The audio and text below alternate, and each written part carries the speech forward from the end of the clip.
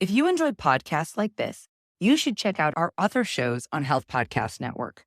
For example, Better with Dr. Erica, hosted by Dr. Erica, provides support and guidance in navigating stress-related challenges to transform your relationship to self-care. Each episode arms you with the tools needed to be better, do better, and live better. There was an incredible episode that you should check out called Touch and Connections as Tools for Healing and Better Mental Health. In this episode, her guest breaks down ways to use physical touch as a form of healing for trauma and grief. Check out Better with Dr. Erica on your favorite podcast platform or visit healthpodcastnetwork.com. Have you been thinking about transitioning into a non-clinical leadership role? Maybe this line of thinking always ends up with you feeling overwhelmed or confused or even frustrated because you're not sure which path to take. You're not sure which role is right for you. Well, you have to decide. Is it going to be the path of staying on the hamster wheel of decision making? Or are you going to finally take the first step to securing your future with the next best role? Well, I'm here to help you with my 90-day transition plan. To learn more, schedule your career transition breakthrough call at www.schedulewithdrlisa.com. That's www.schedulewithdrlisa.com. Hey there, leading ladies. Welcome to the Women Physicians Lead podcast. I'm your host, Dr. Lisa Herbert, a 2-time best-selling author, speaker, family physician, and executive leadership coach with over 20 years experience of providing primary care and serving as a healthcare leader. If you are a woman physician ready to make a change in your career and have a seat at the leadership table, then you are in the right place. I'm excited to provide you with the crucial skills you need to be a successful leader and strategies to deal with workplace challenges. So put on your headphones and listen as we explore the new world of building women physician leaders.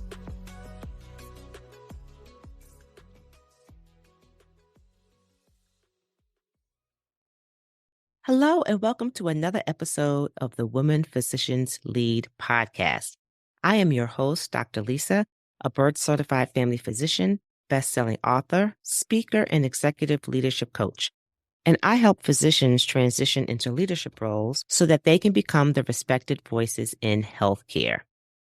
So today I'm talking about a very important topic, and that is leadership development for the prevention of burnout. So I'm going to start by giving you a little bit of my own background in terms of my own experience with burnout and how I utilized leadership skill development to help me to reduce the risk of future burnout.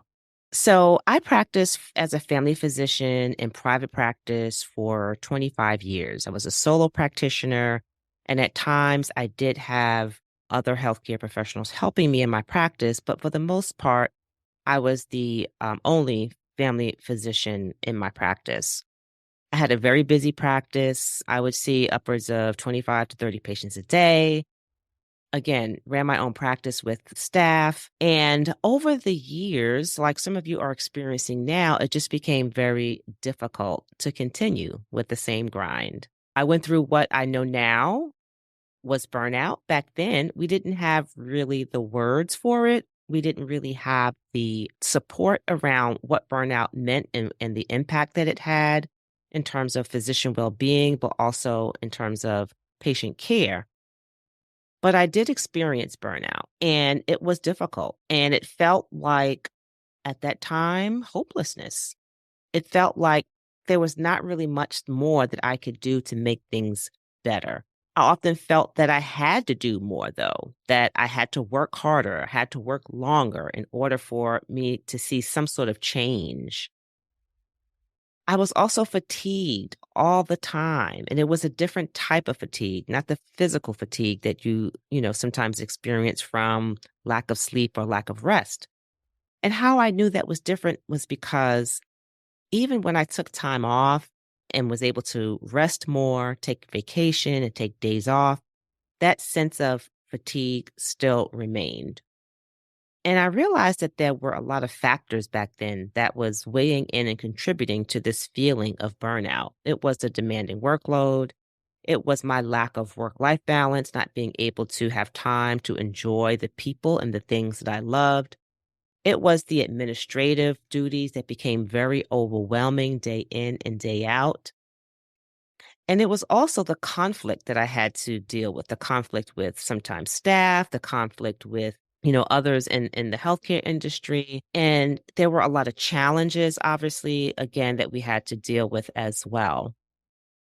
So it took my daughter actually telling me that there was a change in my behavior and the way that I was showing up that made me take a step back and become self reflective and really start to think about what was happening. And also, it gave me the or empowered me to seek help. So I had a coach in my corner at the time. I had a therapist in my corner. There were mentors who I reached out to, and also friends that helped me to start to look at what was happening and to also help me to realize that I did have options. I did have the power of choice. I did have control over my destiny. So, this is sort of how burnout showed up for me. And I want to just give a little bit of background and a little bit of a description of burnout so that we can all just sort of make sure that we're on the same page of understanding what burnout is. And maybe it can help you to recognize signs and symptoms that you might be having, or maybe there are some team members that might be experiencing this as well. So, burnout is described as a syndrome of three things. One is emotional exhaustion. So that was that fatigue that I was trying to describe. And that emotional exhaustion is the feeling of just being overextended, right? So there's this depletion of emotional energy. And again, it's not physical or mental fatigue because we don't tend to bounce back when we rest, but it's really like an emotional energy drain. The second is depersonalization. So it's really just starting to detach your feelings. Sometimes it's described as cynicism. Maybe there are some impersonal responses that you might make towards someone that you love or someone that you may be providing services to. And then the third is this low sense of personal accomplishment related to your work, so that you are not feeling that you have accomplished anything at the end of the day, that sometimes it shows up as an inability actually to complete tasks that are really integral to your job. Sometimes this shows up in physicians as not completing charts or not being able to complete charts, right? Or not being able to fulfill those things integral to someone's day to day. So we have to kind of look at that when we start to punish physicians for not completing charts and not completing tasks, and start to ask questions and really explore and be curious about, could they be just burned out, right? And then what support and resources do we need to give them to help them through those times?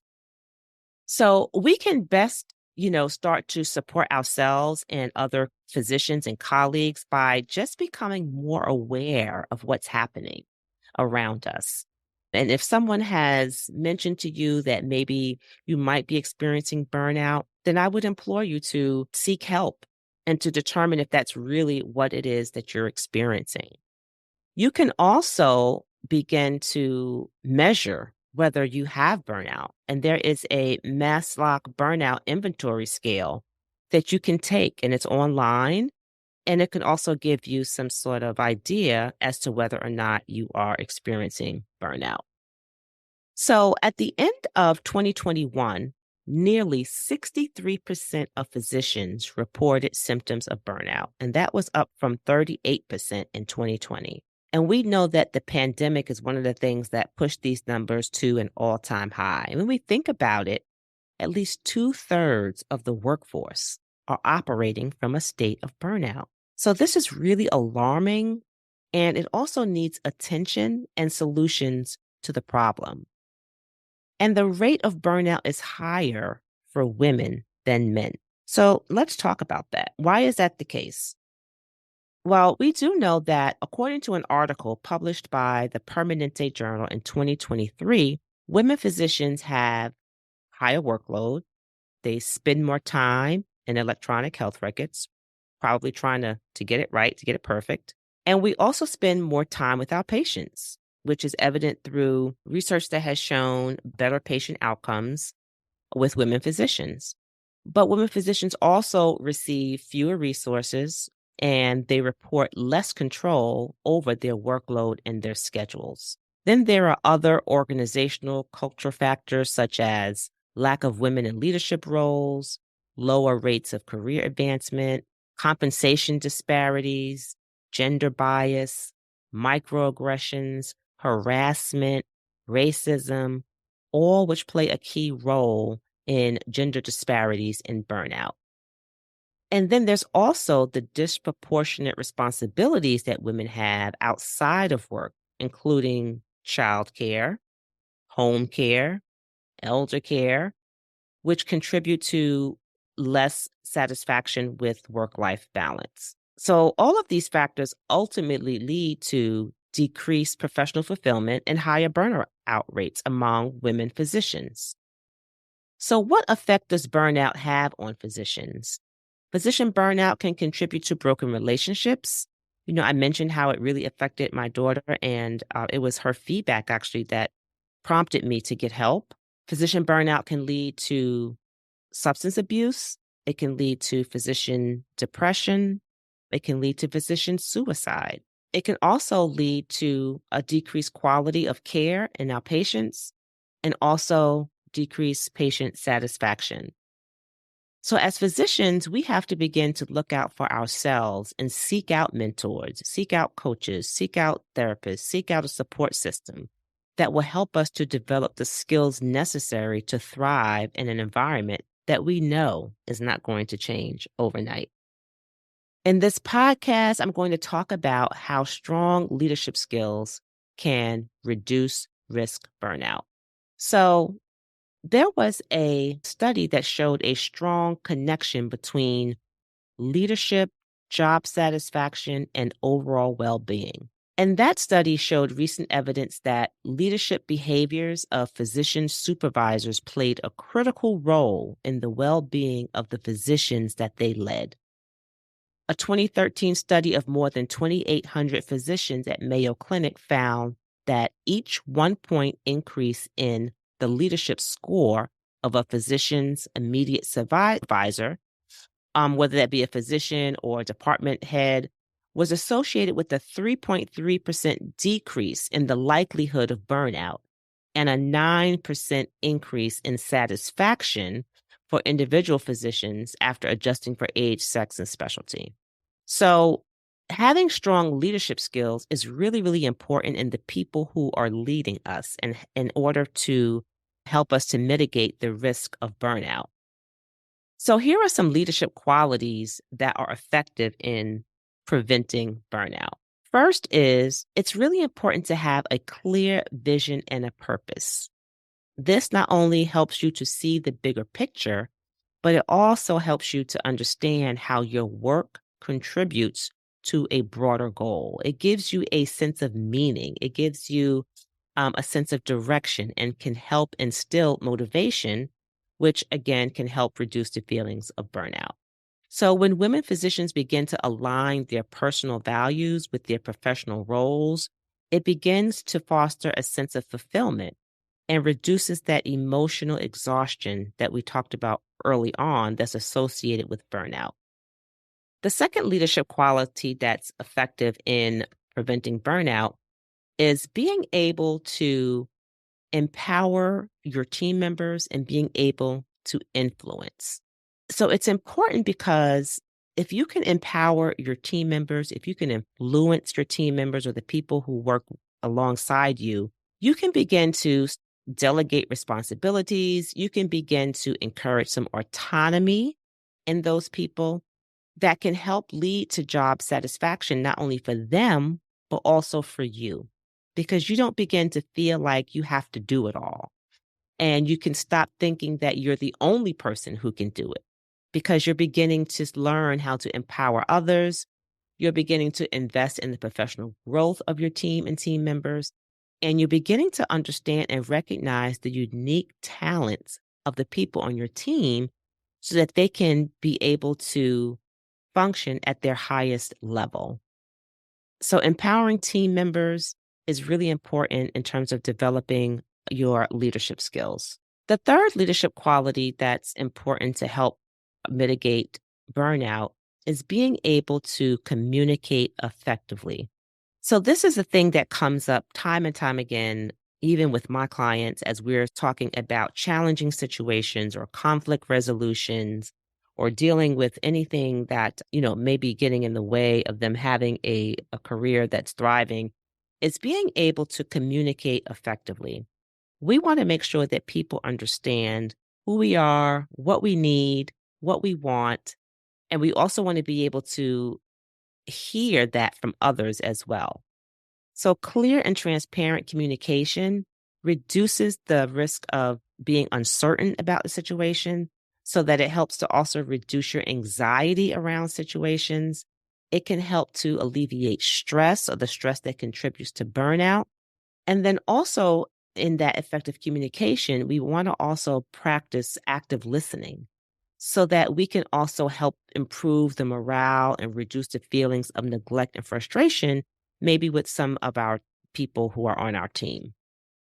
So, the other leadership quality that's effective in preventing burnout is being able to think strategically and problem solve. So, being able to think strategically and problem solve is really important, especially when we're trying to advocate for change. So, being able to advocate for change is important because we want to ultimately be able to improve work conditions.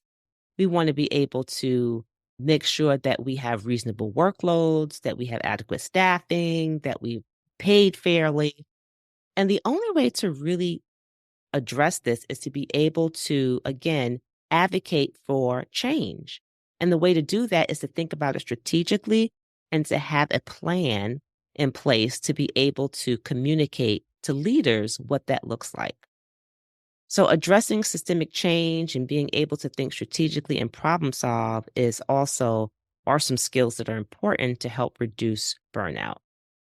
So, encouraging physicians who develop their own leadership skills, including self awareness, we talked about communication, emotional intelligence is in there as well, communication, conflict resolution. All of these things can help to manage stress more effectively and prevent burnout.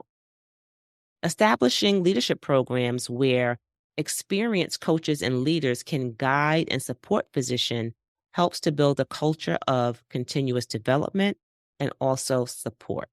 So, by focusing on these leadership qualities and others, which we'll talk about in future episodes, begins to shape how leadership can play a pivotal role in creating this work environment that not only reduces the risk of burnout, but also helps to foster a thriving and fulfilling career for women physicians.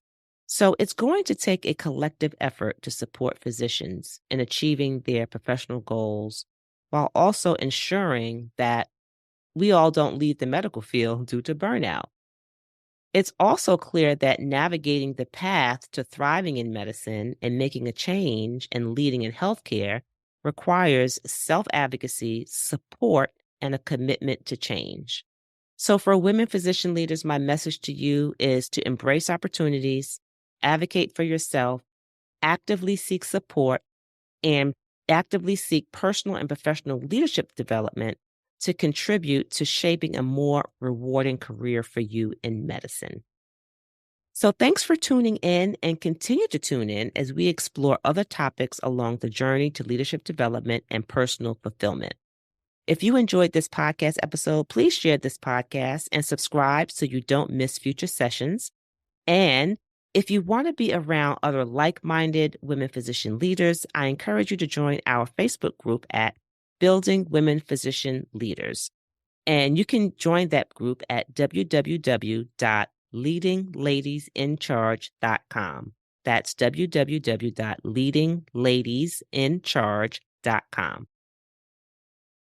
Have you been thinking about transitioning into a non-clinical leadership role? Maybe this line of thinking always ends up with you feeling overwhelmed or confused or even frustrated because you're not sure which path to take. You're not sure which role is right for you. Well, you have to decide, is it going to be the path of staying on the hamster wheel of decision making? Or are you going to finally take the first step to securing your future with the next best role? Well, I'm here to help you with my 90-day transition plan.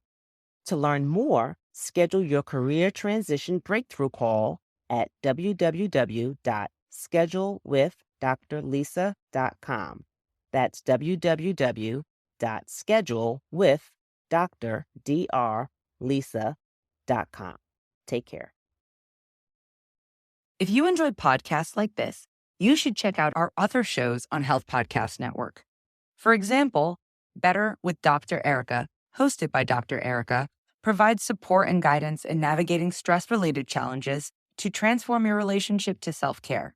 Each episode arms you with the tools needed to be better, do better, and live better. There was an incredible episode that you should check out called Touch and Connections as Tools for Healing and Better Mental Health. In this episode, her guest breaks down ways to use physical touch as a form of healing for trauma and grief. Check out Better with Dr. Erica on your favorite podcast platform or visit healthpodcastnetwork.com.